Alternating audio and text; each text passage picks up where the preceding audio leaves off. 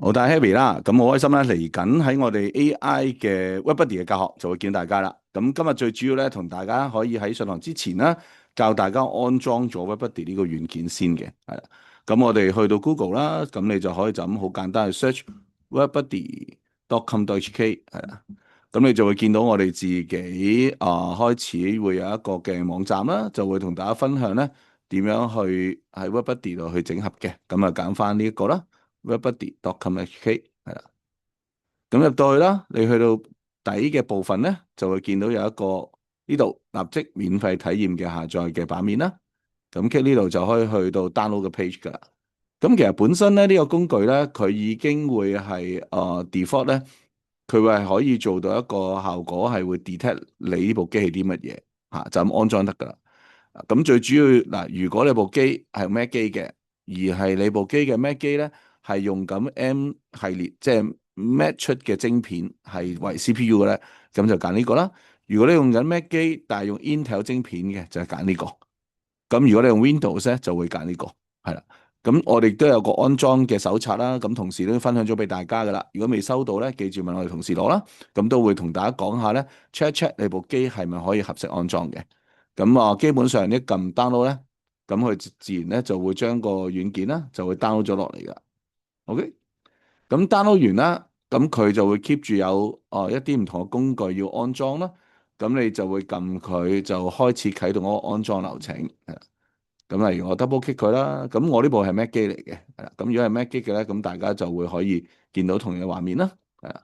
咁安裝完啦喎，咁就喺翻你 application 後面咧，你就會見到呢一個係啦，叫 WebBuddy 嘅軟件啦。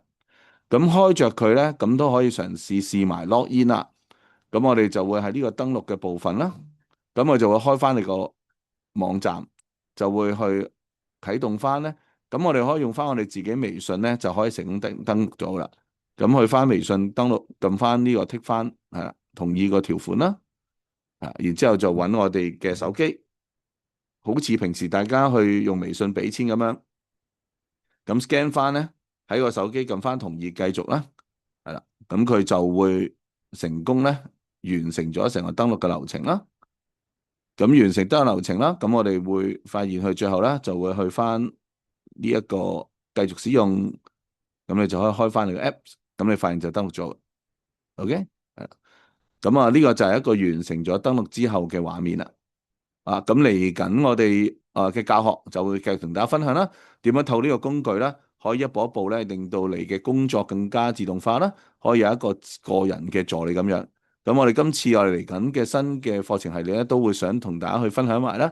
其實 AI 嘅年代咧，有啲咩方式先可以變到演嘅咧？即係簡單嚟講，直接啲賺到錢啊！因為我發現好多朋友咧，其實都係嘗試用 AI 去幫手做少少嘅我哋講緊嘅工作啦，例如去整下 PowerPoint 啊，例如去做下 Excel 嘅轉換啊，或者整下圖。其實呢啲從來都唔係用到 AI 嘅。